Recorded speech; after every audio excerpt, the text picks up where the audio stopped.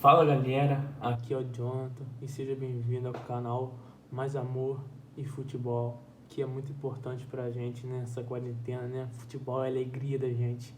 E hoje eu vou falar sobre algumas rodadas, né?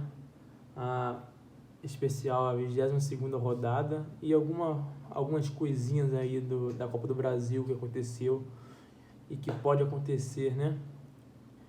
Então, vamos lá. Vamos falar de Copa do Brasil, né, para encerrar um assunto de quartas de finais para semifinal, que vai ser cada jogaço maneiro e em especial América Mineiro e Palmeiras, que o nosso americano mineiro vai estar na semifinal, e isso é até muito maneiro, porque é um time de segunda divisão, muito tempo que um time de segunda divisão não disputa a semifinal, e que pode acontecer tudo, né? Até uma eliminação do Palmeiras e uma bela classificação da América, que é um time de segunda divisão, como eu disse, mas o futuro só a Deus pertence. Então vamos lá falar sobre um dos jogos, né? Um dos jogos dessa quarta de final, que foi Palmeiras e Ceará, que o primeiro jogo decidiu o jogo pro Palmeiras, né? Porque o segundo, se fosse para depender do segundo jogo, o Palmeiras poderia ser eliminado, porque teve um surto de coronavírus, né?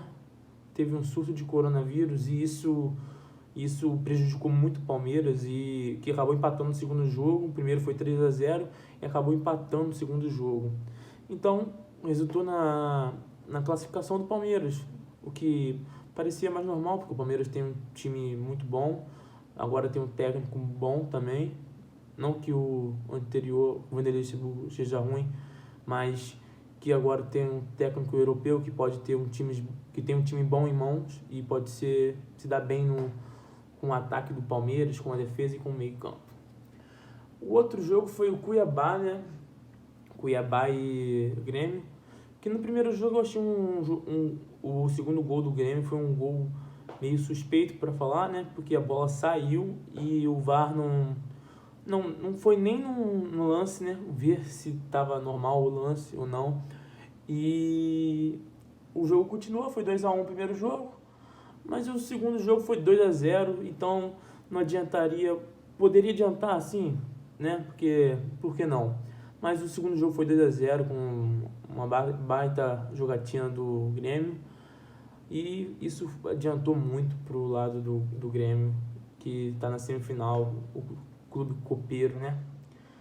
Já o Flamengo, né? Flamengo e São Paulo é uma tragédia está acontecendo no Ninho do Urubu, né? E uma alegria está acontecendo em São Paulo. O Flamengo virou freguês, eu acho, do São Paulo. Já são 3 jogos esse ano, então 3 derrotas. Primeiro no Brasileirão, de 3-1, se eu não me engano. Primeiro jogo do Copa do Brasil, de 2-1, com a falha do Hugo, goleiro. E o segundo jogo, 3-0, massacre do São Paulo, não tenho nem o que comentar. Só que o Flamengo vem se reestruturando novamente com o Rogério Ceni, e que pode dar uma mudada até o final do ano, até o final dos campeonatos que o Flamengo está disputando como brasileiro e internacional.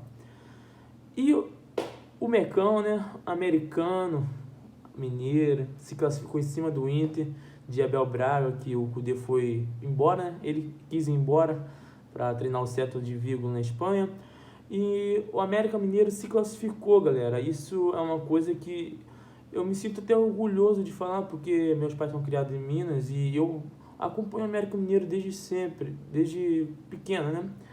Então, tipo, o América Mineiro tem uma história muito linda, galera. Se vocês pesquisarem bem, vocês vão ver que ele é o único que foi 13 vezes campeão seguida do Mineirão, do Campeonato Mineiro. E é uma história muito bonita de se contar, de se ver. Então, para terminar, o América Mineiro ganhou o primeiro jogo de 1-0 no Beira-Rio, e o segundo jogo ele perdeu de 1-0. O Rodinei fez uma comemoração horrenda, para mim foi coisa de criança. Ele fez algo horrível. Se você pesquisar aí no YouTube, você vai ver o que ele fez. E para mim, depois dessa maluquice que o Rodinei fez, mereceu sim ser eliminado. O Internacional não merecia ser eliminado. Depois tentar humilhar os jogadores do banco do América Mineiro. O América Mineiro mereceu sim se classificar para semifinal da Copa do Brasil. Isso é uma coisa muito legal, que eu espero ver um belo jogo entre Palmeiras e América Mineiro. E para terminar, o pênalti foi para os pênaltis, né? Porque o Internacional ganhou se não me engano, o jogo foi na Independência. O Internacional conseguiu ganhar o jogo, mas os pênaltis o América conseguiu vencer por 6-5. Se não me engano, foi o Thiago Galhardo que perdeu o pênalti. Aí a semifinal vai acontecer entre América Mineiro e Palmeiras e Grêmio e São Paulo. Vai ser uma semifinal muito maneira de se ver, né? Se você quiser ver um jogo forte assim, entre duas equipes muito boas, você vai querer ver Grêmio e São Paulo, né, que são equipes de primeira divisão. Mas se você quiser ver um jogo emocionante, cara, que pode ser ruim, pode ser fraco o jogo, mas o jogo que você vai ver um time disputando com toda a garra, sabe? Que vai ser o América Mineiro contra o Palmeiras, você vai ver um jogo maravilhoso. E provavelmente eu vou querer ver muito esse jogo. Na minha humilde, não querendo ser clubista, mas eu vou torcer sim um pouco pro América tentar ir pra final, que vai ser algo impressionante que há décadas não acontece, né? Não lembro a última vez que um time de Série B foi, se não me engano, foi Juventude contra o Botafogo, não sei, foi muito atrás. Eu não sei quem foi, se foi o Fluminense contra o Paulistano, foi muitos anos atrás. Mas então eu torço para uma final muito maneira, uma semifinal maneira, como foi as quartas de finais, e é isso. Voltando para nossa linha, né, como a gente sempre fez, que é o Brasileirão, vamos falar sobre os jogos da 22ª rodada. E para comentar, vamos comentar um pouco de Bragantino e Bahia, que puxa vida. Bragantino, gente, 4-0 no Bahia. 4-0, Bahia. Foi jogo totalmente dominante do Bragantino, 7 chutes no gol e contra 1 do Bahia. O Bragantino, a posse de bola foi controlada, mas como eu disse, se você não tem pressão de chute, você não ganha o jogo. E o Bragantino dessa vez teve, né? E foi um jogo muito legal de se ver.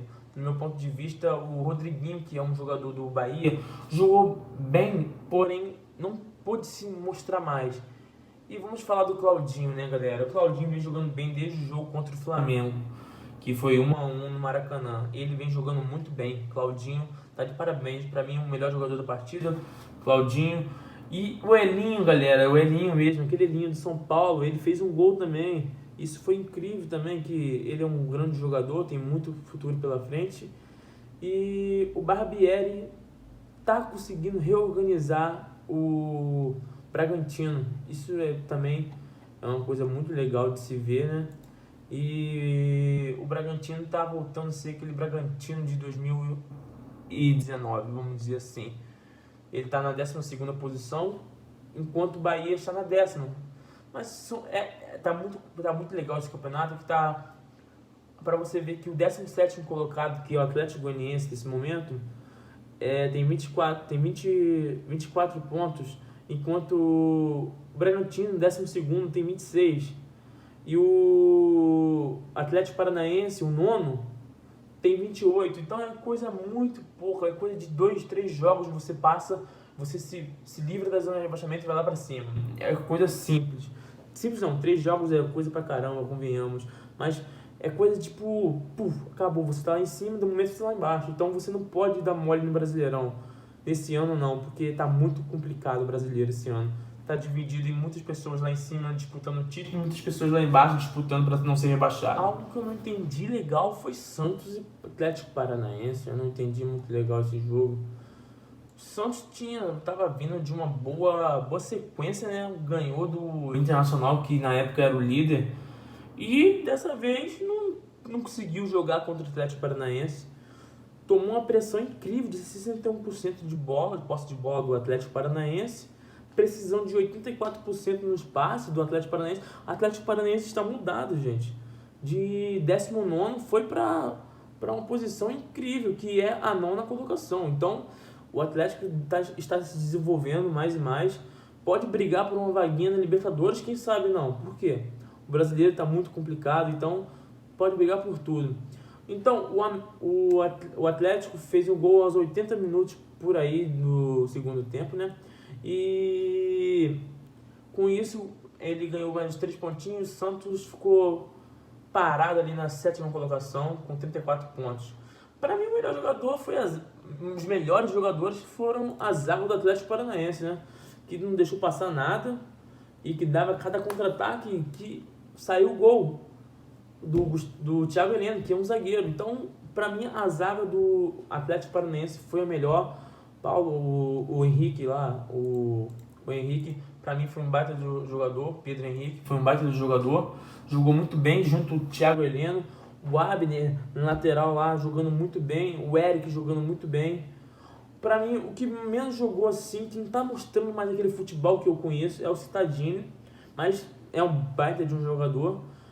E o Santos, que está completamente desfalcado por conta do coronavírus, conseguiu ganhar do Inter com esses baitas desfalques, mas não conseguiu ganhar do Atlético Paranaense, que também é um time difícil de ganhar. Mas o jogo foi assim, o Atlético Paranaense teve total domínio e conseguiu essa vitória. O Flamengo não vinha bem, estava 4 jogos sem ganhar no Brasileiro, 2 derrotas e 2 empates. Mas a vinda do Rogério Ceni resultou num Flamengo ofensivo nos primeiros minutos, do segundo tempo e talvez nos últimos minutos do primeiro tempo.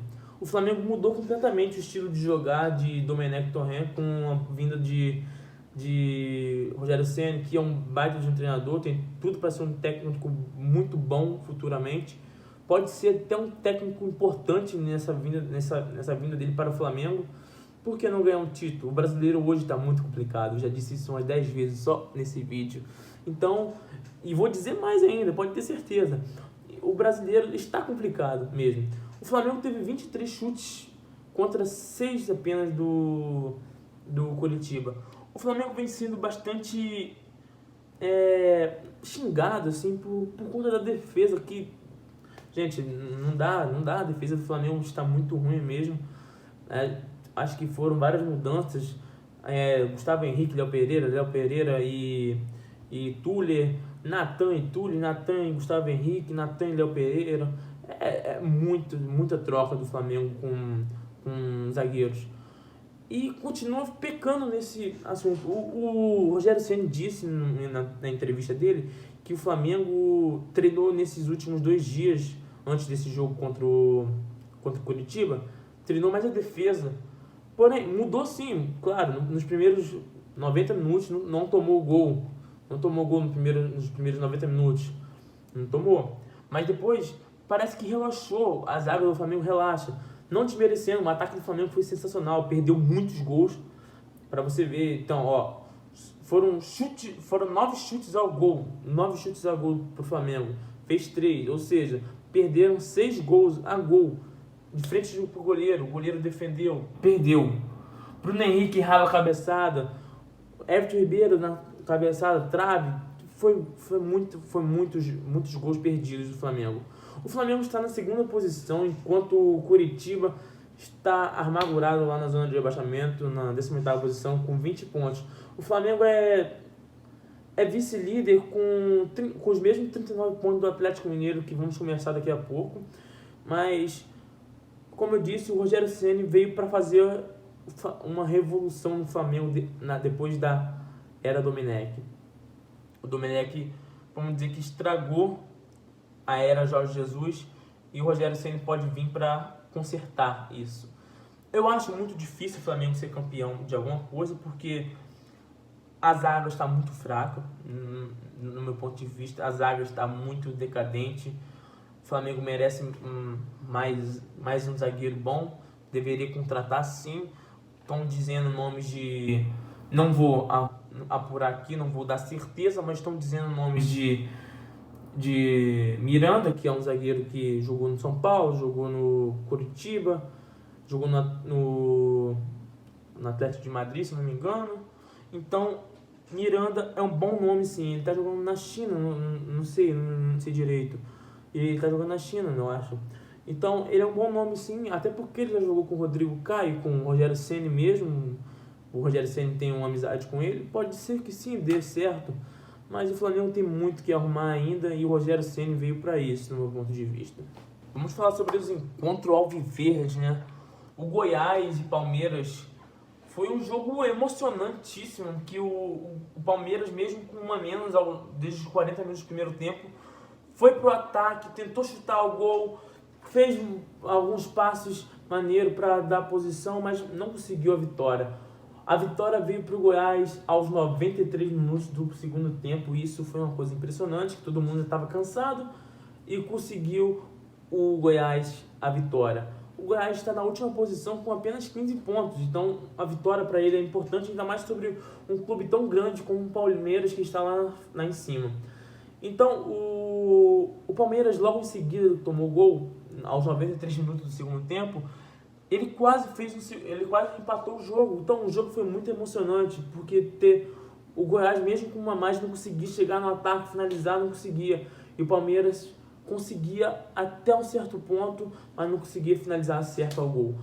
O Palmeiras teve grandes chances de ganhar, mas também teve como quem não faz, leva, e ele levou aos 93 minutos. O Palmeiras está na sexta colocação, atrás do Fluminense, que vamos falar agora também, né, que ganhou do Internacional com um gol olímpico lindo.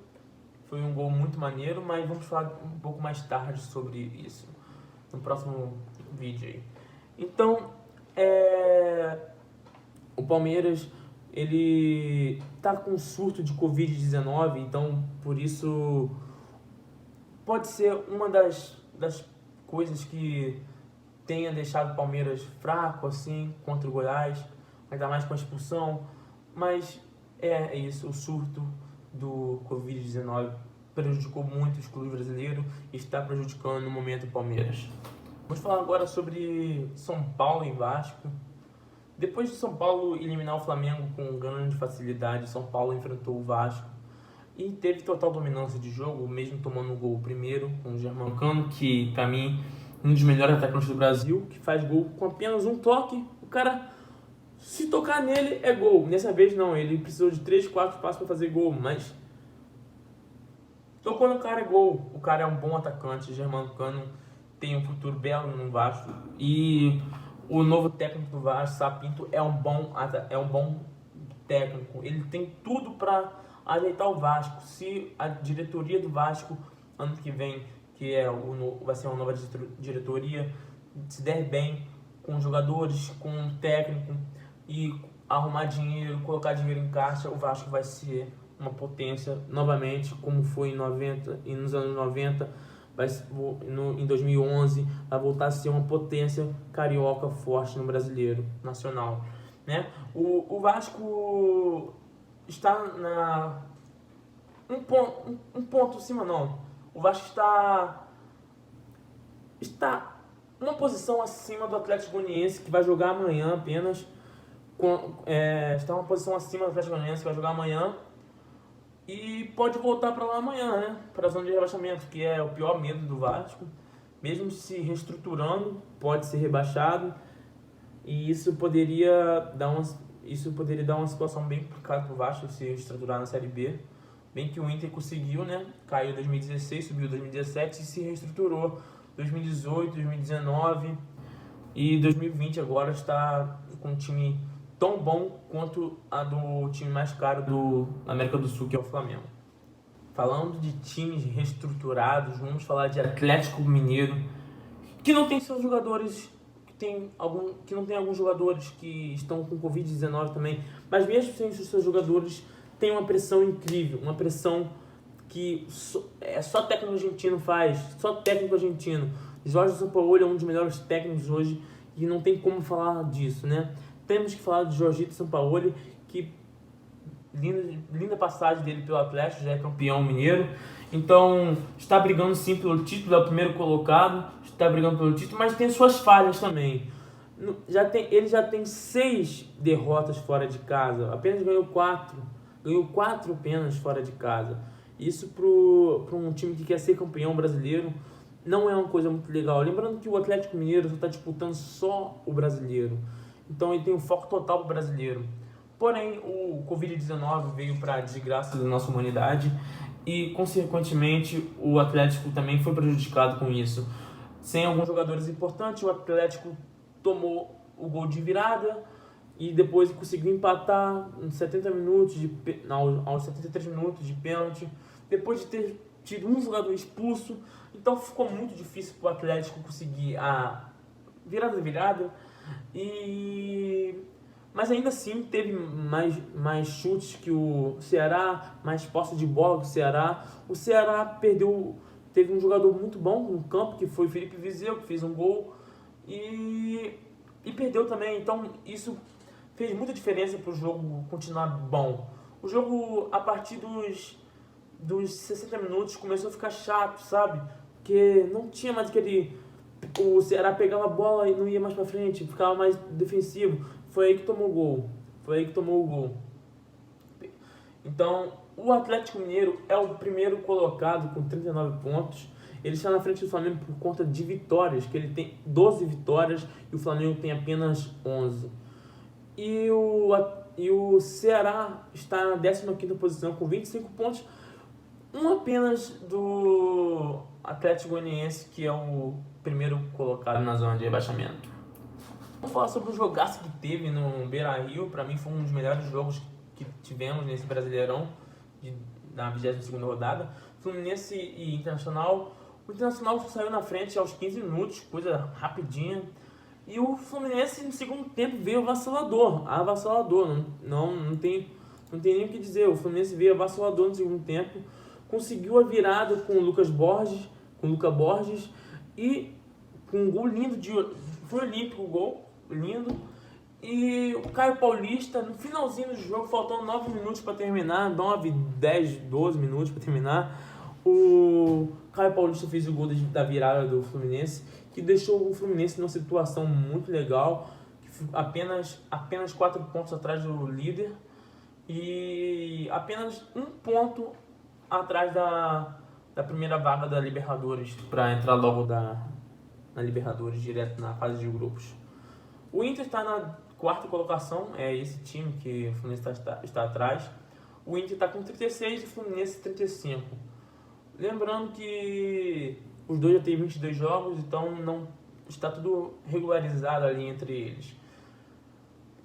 É isso. Às vezes eu não entendo muito bem o que acontece com o Botafogo. Ele faz um jogo bom, um jogo com uma porcentagem boa, um jogo com passes bons, 88% de precisão do passe.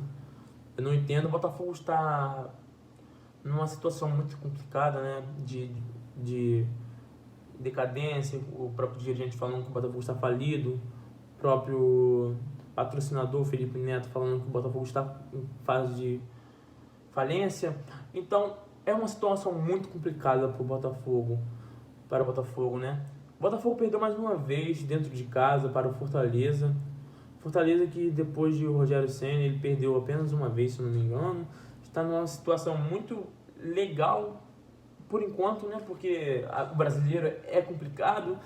O brasileiro de 2020, 2021 é complicado. Está na 11ª posição com 28 pontos e o Botafogo está na 19ª posição com 20 pontos.